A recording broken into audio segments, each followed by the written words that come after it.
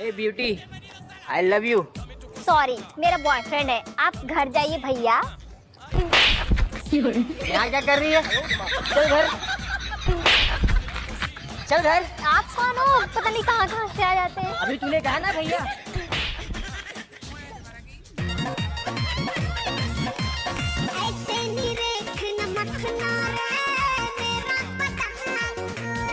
तो अंगूरे के तोड़ के खा जाओ।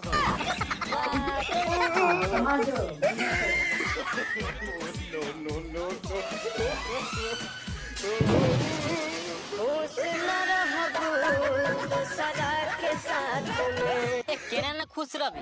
देखियो हम अटवाबै छी, रात में न 10 बेर पलंग हिलबै छी।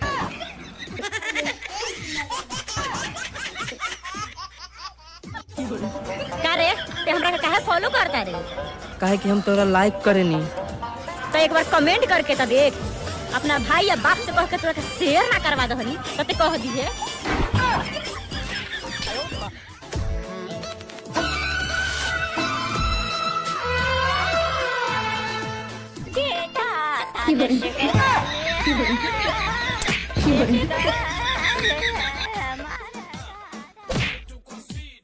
What's your name?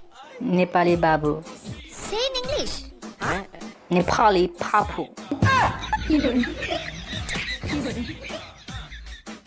जनकपुर वाली, हम दोसर बियाह करे जाए छियो, तोरा कुछ कहे के हौ? एगो जनी में तो दांत खिसर गेल रे पिलुआ, दूगो में तो चलिए जाबे। तारा कोनो चिंता बाकी ना, आज सुबेरे से भूखे बानी हम। हाँ तो हम तोर दांत निकाल के धइले बानी का? जाके खो। का हो, बिना बतैले कहाँ निकला तारा चुपचाप? मंदिर में जाता नहीं पूजा करे। अबे मैं बतावे के का बा? शादी होते इतना पूजा पर फोकस काहे बढ़ल बा? केतना शक करेलू? पूजा कइला से शांति मिली, यही से फोकस बढ़ल बा। हाँ तो जहिया पकड़ा गइल तब पूजा और शांति के चक्कर में तहरा आरती उतार दे। लीजिए। 1 2 3 4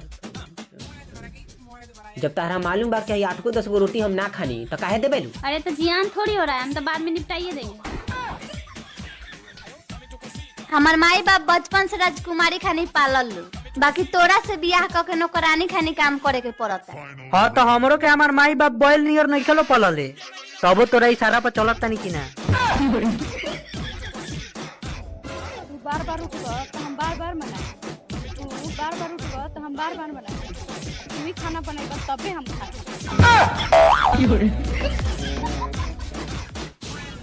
अगर आपकी पत्नी आपकी बात नहीं मानती है तो इसका उपाय। इतना ध्यान से मत सुनिए, इसका कोई उपाय नहीं है। अगर आपकी पत्नी आपकी बात नहीं मानती है तो इसका उपाय। इतना ध्यान से मत सुनिए, इसका कोई उपाय नहीं है। 8 का 8 8 दूनी 16 मिले के मन बा 4 बजे भोरे। खिसिया के ताक देम तो समझ जेबे कि लात जूता खा के भेजा खुद। हमारा बुझाता बबुआ चोर होई है, उसे ऊपर डाकू होई है हो। आ बबुआ मार्केट में जाके एटीएम लूटत हुई है हो। हेलो, कहाँ बारिश यार? 2-4 लाख घिंचाइल की ना? तनी हमरा बाबू से बता दे, पकड़ा गइल बनी।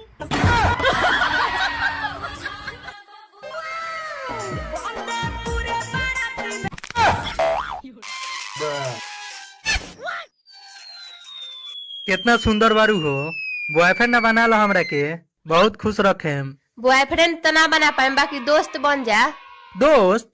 एगो लड़का एगो लड़की कबो दोस्त होलन सजी? ठीक बात तो भाई बन जो। तारा आ गइला से नु हमरा जिंदगी में बहुत बहार आ गइल बा। हाँ, बाकी तारा आइला से नु हमरा जिंदगी से बहुत लोग बाहर हो गइल बा।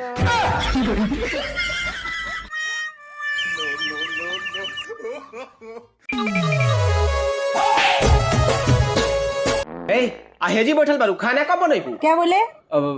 खाना कब खैबू?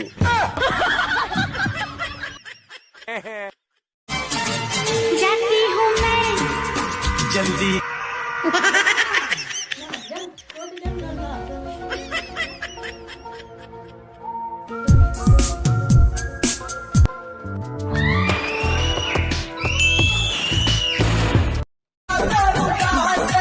धनी हो सब धन तोहरे नु बाटे। तोर सब धन जोड़ के देख लेनी, एगो बिछियो के तो दाम ना निकलल है।